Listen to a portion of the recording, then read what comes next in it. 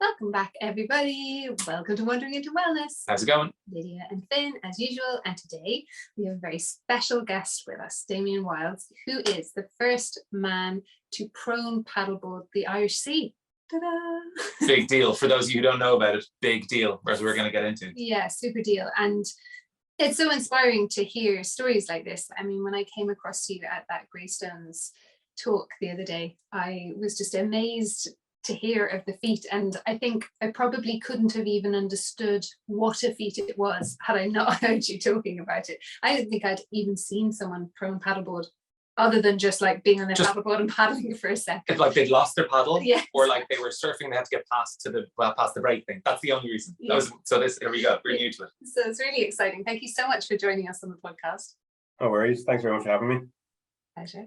So let's start at the beginning. When did you first encounter prone paddleboards as a thing? In Hawaii, I was there for 3 months on my J1, and while I was over there, I was working in a surf school. I was kind of hanging out with a bunch of kind of Polynesian Hawaiians, hanging out with them and seeing what they were doing and what activities they were engaged in.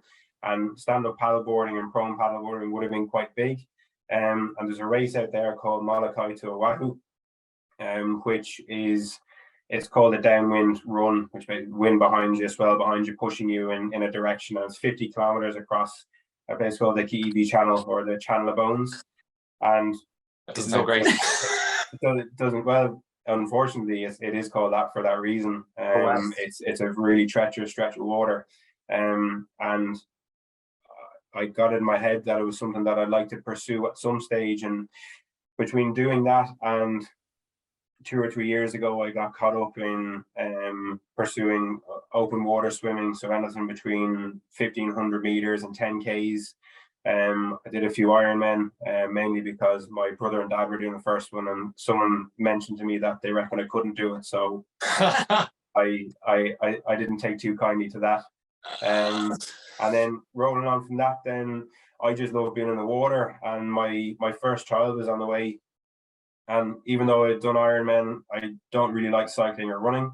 I just like the feeling of being fit and kind of putting yourself in a pit and trying to work your way out of it. So I'd never seen prone paddleboards in Ireland, but because of my surfing background, my swimming background, it just seemed like a good way of kind of marrying the two together. Purchased it, and I think, funny enough, I think it arrived within a day or two of my son being born. So my wife was slagging me that she didn't know which I was more excited about. I didn't think it was entirely fair, but I was excited about it arriving. So that was how I started. Okay, and so and why would people do prone paddleboarding as opposed to like is it the distances you can travel, or the places you can go that you can't go else with other modes? Like, what is the attraction to that? For me, and I think sometimes this sounds awful cringy, I just liked that contact with the water. Prone paddling, you're kind of in stress positions for a lot of it, because you're kind of craning your neck and your chest back up off the board. But for me, I just liked that having my hands in the water, and just that crossover between surfing and swimming. It was just a good kind of marriage between the two. Okay, and so talk to us then about like what was the trajectory towards thinking of like achieving things that other people hadn't actually achieved before on a prone paddleboard? Because prone paddling is not very popular, none of these things had been done. So I suppose saying that it's never been done makes it sound like there's loads of people going to do it, but unfortunately it just probably hasn't been done because no one's really thought about doing it before. Nobody thought about it. So in 2021 I would have circumnavigated Achill Island, and to be honest, like, kind of leveling the two up, Achill was a far riskier paddle than the Irish Sea. I didn't have an escort boat in Achill. You've big remote stretches of water, huge sea cliffs, the Atlantic Ocean. Like, you feel as small as you look when you're out there. You are very insignificant. It's not a competition. The whole thing is very much a mental challenge where you're kind of keeping yourself going, but then being very aware of the conditions, how they're changing, and what you have to do to get beyond them to keep running through. But that set me up really well for the Irish Sea then, because it was very, very solo and very lonely. But there's times when you're like at the base of Head, where you've a couple of 100 feet of sea cliffs above you, and you might have a seal pop up and look at you, and you're just thinking, Jesus, I am on my own out here. Like, if something happens, I'm goosed. Yeah. Damien, talk to me about, like, because I'm just listening to you talk and I'm thinking it's amazing, and I'm also thinking of all the fears that I would have going into something like that, especially if you're someone who has a family as well on top of that. Do you just not have those fears going into it, or are you someone who's like, I feel fear and I just have to conquer that fear, or like what happens in your mind in terms of preparation for dealing with that? Well, firstly, it's the planning.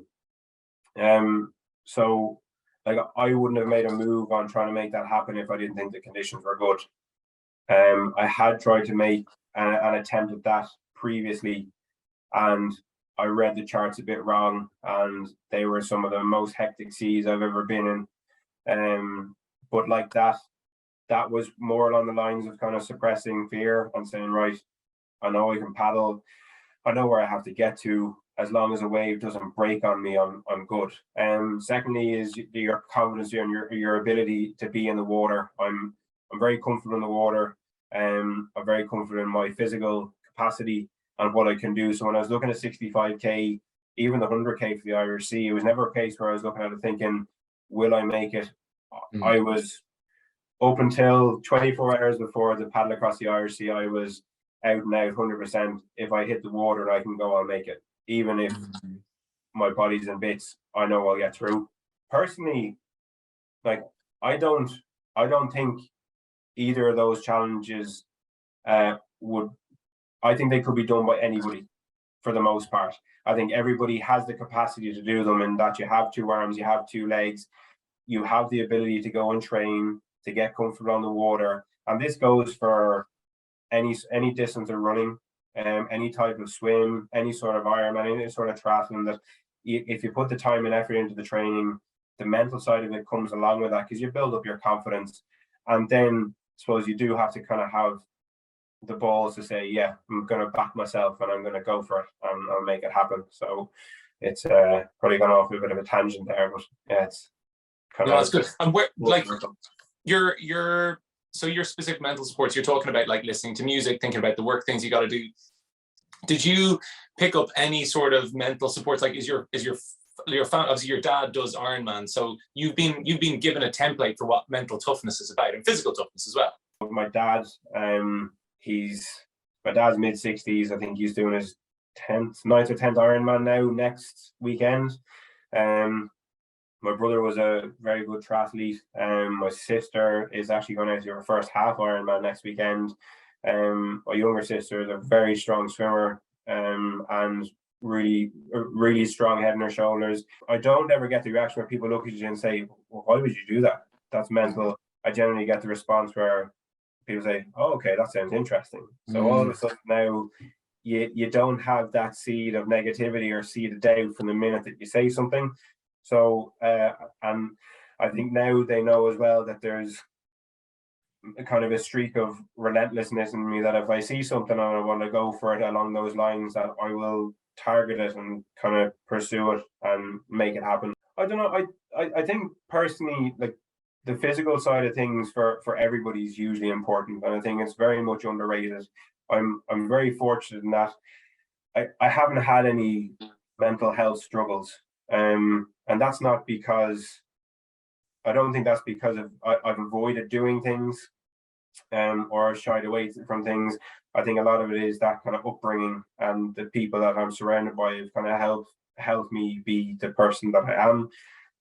But similarly, I think challenging myself and putting challenges in front of me have developed that further. And each time you do these things, and again, it's something that I don't really like saying, but I do think it's true. When you do something to this magnitude or this extent, I do think there's a party that's never really the same again. To come back to the crossing, yeah, which was the name that you guys gave the challenge that you did, or that you were both going to do, but then just you ended up doing. What were the specific challenges physically and also mentally that you could foresee happening when you were preparing to do that? You're not signing up for a race where you're going to a start line. You know where your finish line is, but you don't know what the start date is. You don't know what the start time is. These things are all dictated by tides and weather. But I think that point between the two crossings was, sorry, the two attempts was the most difficult part. Because when we had the malfunction on the boat, so like devastated, absolutely devastated. You've lined up all these bits and pieces. People are aware that you're going and what's going on, and all of a sudden you get 7K off the Irish coastline, the boat tanks, and you're thinking, gee, what is going on here? So we end up having to turn around and come back in, and at that point, like I couldn't talk. I just felt sick. And then I was sitting at home being miserable, and I was like, right, 24 hours to feel shit and feel sorry for yourself. And once that's done, you do one of two things. And sorry for cursing, but you shit or you get off the pot. So you're kind of weighing these things up, and I would have said it to Charlie, and he very nicely would have said to go for it.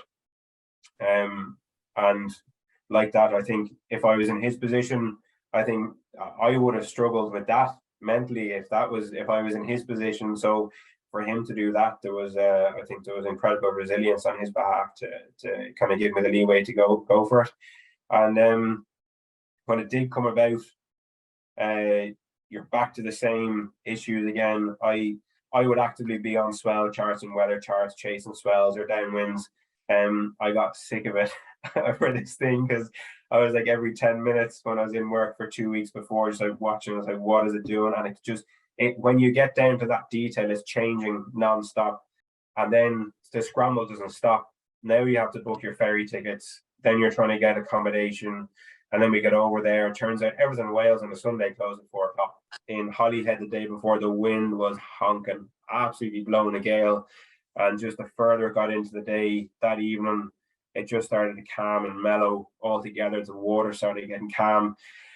And you start things like, well, like, I'd seen this on the chart. So the chart's doing what it said it was going to do.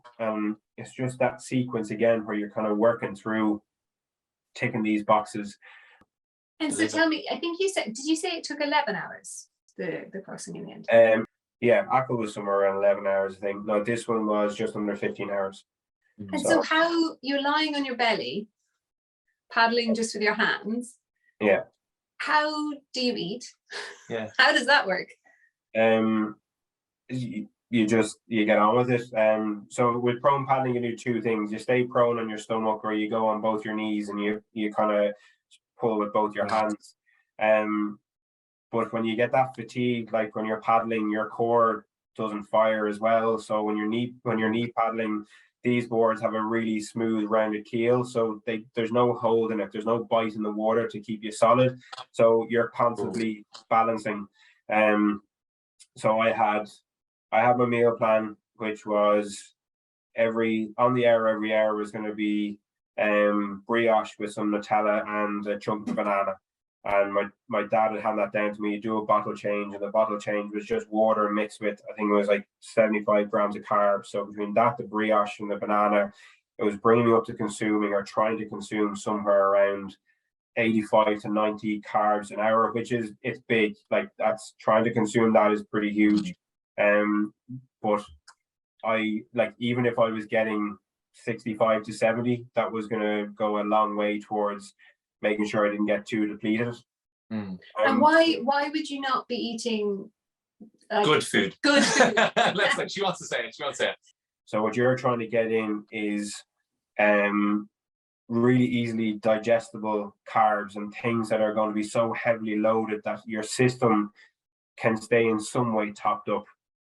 Endurance events are literally just it's like a competition to see how well you can keep your system loaded. Sorry to interrupt. Nutella and brioche and bananas, it's going to make you poo a fair bit more than like energy gels will. How did you manage that? Because I mean, it's 16 hours. There's going to be some motions. What did you do? So if you were just eating that and not doing anything, that might be the case. Yeah. But because you're burning, there was no problems. And fortunately, any event that I've done, it's it's always a concern. You have to consider it. But I didn't have to worry about it. It never came. Now look, everyone's going to ask, like, you're pissing yourself constantly, and like, I'm not stopping. I'm doing it on the board, and you're just going with it. So if I had to, it would have just been, you'd hang your arse over the side of the board and get on with it, and just ask the guys to turn away for a couple of minutes. Having said all of that, and all the practice that I had, and how well it worked before, the first 28k were good. At 28k, my watch goes. I've no way to pace. It just, whatever was doing. So from about 28, 30k, I had my dad calling out my splits. So I could stay on track of my pacing. Then my stomach turned and was not interested in eating. So there's about 10k between 30 and 40k where my stomach just did not want anything, just wasn't interested. Even at that stage, I still didn't doubt I was going to finish it, because I knew if I kept going, things would come good again. It was very unlikely that my stomach would stay that way for that long. If it did, I'd throw up or something, and I'd get rid of whatever was there, and then you'd get on with it. Your communication with the support boat, are you talking all the time? Are they giving you like, come on, Damien, like, is there a lot of that? Or is it just kind of like, do you prefer silence? Like, what did you actually want from them? Like, in that way, did you want emotional support? Did you want encouragement? Or did you just like, no, this is my thing on my own? It's not that you don't want it, but they over 100k of paddling, their hands would be pretty sore if they're clapping the whole time. And I get fed up with listening to it. So no, at the start it's just best of luck. And I told them the night before, I was like, look, get me on the water, and I'll get the curse there again. I'll get this done. It was never a case that the support crew were kind of secondary to what I was doing. If they weren't there, I'm snookered. I have no food. I can't really tell where I'm going. Well, no, it's not. I can't tell where I'm going. I'm getting dragged left and right with the tide through the tide cycles. So there was a huge effort put in by them. I go through long spells of not talking to anyone, just head down and just paddling, and you're in a world of pain from about 50k on. Like, you're getting really uncomfortable. 65 to 70k, I have to get painkillers in because my shoulders felt like they were just going to blow. Your chin's getting all rubbed, your jaw is sore because you rest your chin down on a headrest. Your neck is in bits. You can't find a comfortable spot to kind of put your head down and take the pressure off your back. There's all like rubs and burns under your arm, jellyfish stings up my arms. It was just full on. Like, you can feel the sunburn. But wow. Having said all that, it was fantastic. It was one of the best things I've ever done. And what was the hardest thing that happened en route that you kind of didn't anticipate being hard?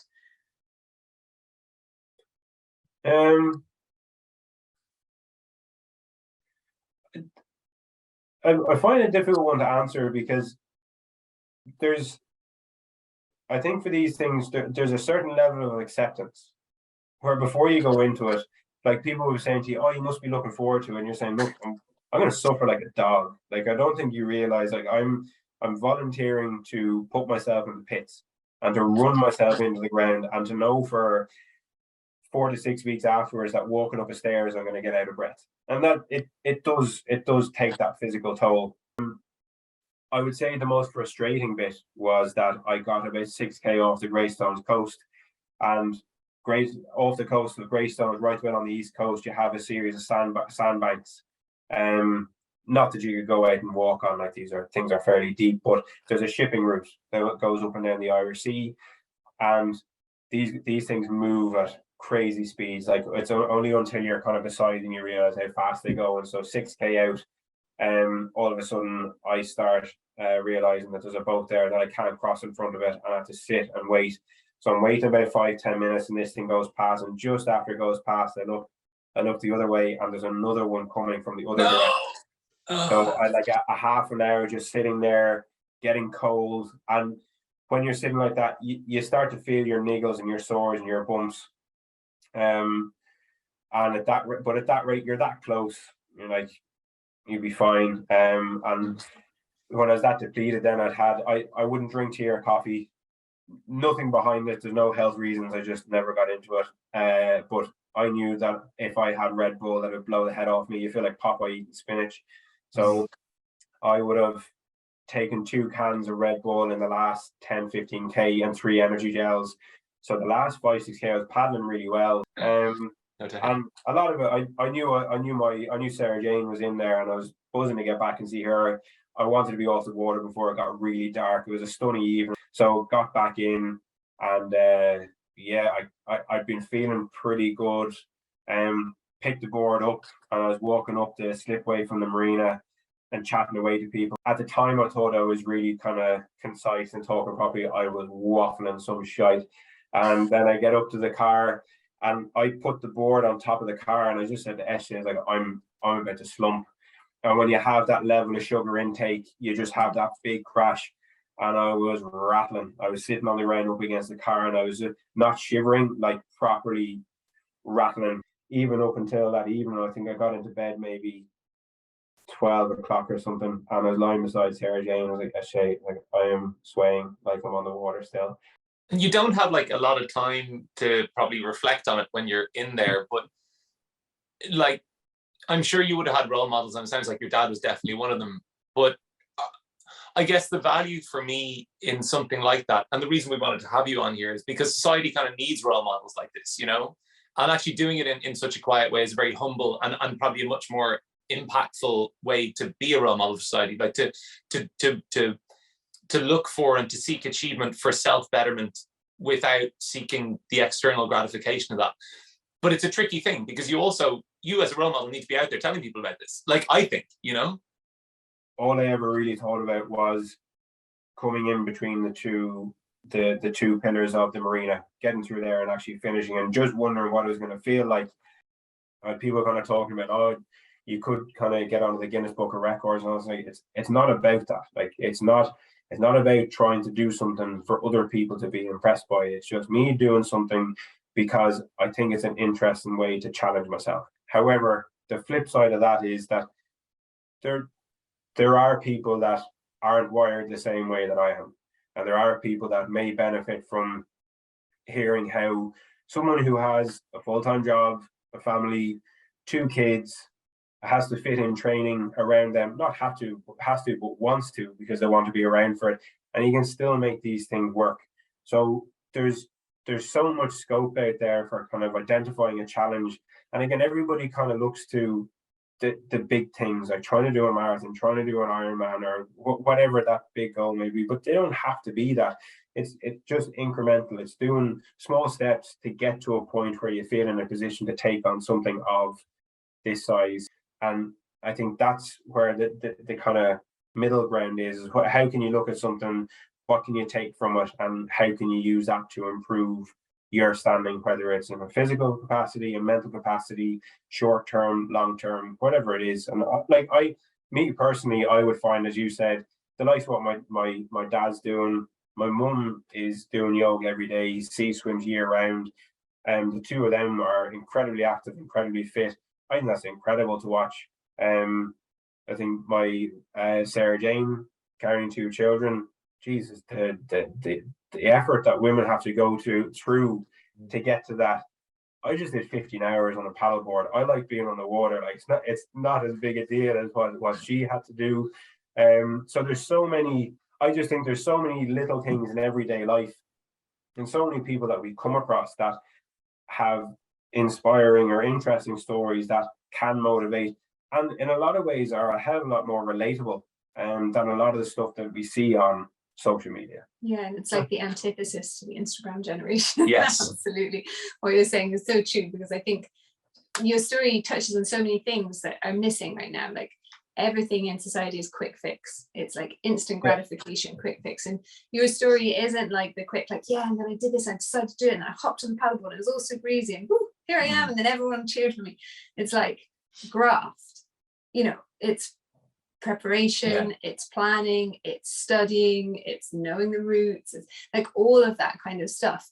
And I think the younger generations, when they're coming up now, they expect to get to like here by just jumping straight to there without going through. And what you were saying about why were you the person who was able to do it? That message is so important, because you weren't saying, oh, I'm just happen to be super strong. You're like, this is something I've been preparing for really since I was born, and it's the templating from my parents, and it's what I saw through them, and it's the support systems around me, and it's the starting small and taking those baby steps. And I think those messages are needed like more than ever now. And also we were listening to a really interesting talk the other day where they were describing resilience, and they're talking about resilience is about being able to toggle constantly between that which daunts you and a moment of calm, and then that which daunts you and a moment of calm, and it's being able to toggle between those two things. And that's what you're saying. It's like, if you are able-bodied enough to be able to challenge yourself, see how it goes, but then also know that there has to be that flip side of that balance, backwards and forwards. And I think it's so nice to hear your story, and really thank you so much for coming to talk to us. Oh, thanks for having me. It was really nice to talk about it, and particularly from that point of view. Like I said, I hadn't really considered many aspects of this, and just following on from what you were saying, one thing I think is really interesting with all this stuff is that if you look at a marathon or an Ironman, the best selling point of those is the finish line, because people see you compete and think, geez, look at him, they look so happy, it was brilliant. People don't see the work that went into what went on prior to that, and there's no amount of kind of posts or photos or anything that can properly portray these things. So I think, these types of conversations, I think, is great to have, and maybe just bring awareness to how you can go about things in what I think is a manageable way. I'm not saying that everybody else should go out and try and do this type of thing, but I think just getting out, challenging yourself small, and then building up, and maybe if you have a long-term goal in mind, there's plenty of resources out there, there's plenty of ways of achieving it. And if this helps people in some way, that'd be great as well. So thanks for giving me the platform to talk about it. It's great. My pleasure. And you told me just before we started that you've set up a new Instagram page. And you have reluctantly set up a new Instagram page, and you are going to be potentially doing some lessons and stuff in the future. Do you want to just talk about that a little bit? Yeah, so the whole idea is just based around trying to bring a bit of awareness about the water and what's going on, particularly more so as it pertains to the Greystones coastline. So it's called at flow state swimming, and the idea being that it could be anyone that's going for a dip up to doing a distance swim, and just trying to tell people what the tides are, what the conditions might be for the week, and maybe what they should or shouldn't avoid. And I'm hoping that maybe by next summer we'll be able to engage with giving people some open water lessons, and they get kind of bring a full circle. So I probably sound like I've completely contradicted myself there by being on that platform, but there we go. No, it's nice, but just you learned the lessons of actually I have something really vital to offer here, and here are the holes that don't exist in the market right now, and what can I do to give back from this experience, and what have I learned from it? And absolutely, this is the best way to do that, and it'd be so nice to see. Well, it's my community, so I'm behind it. Love it, but it's so nice to see those things be there, and I hope my son joins in those kinds of things when he's older too, for sure.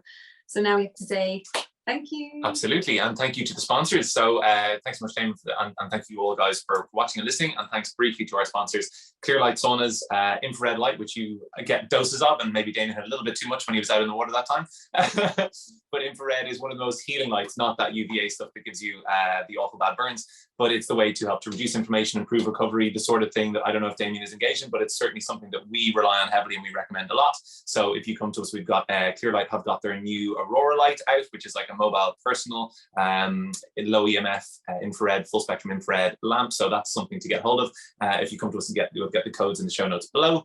And also thanks to our sponsors ourselves, because we have our gorgeous merch, our organic cotton Wandering into Wellness merch, which I'm not wearing this afternoon because it's actually unseasonably mild weather. Please come to the wanderingintowellnessproject.com and find some of it there, and help to support this work that we're doing, and help to get great people like Damien on our podcast.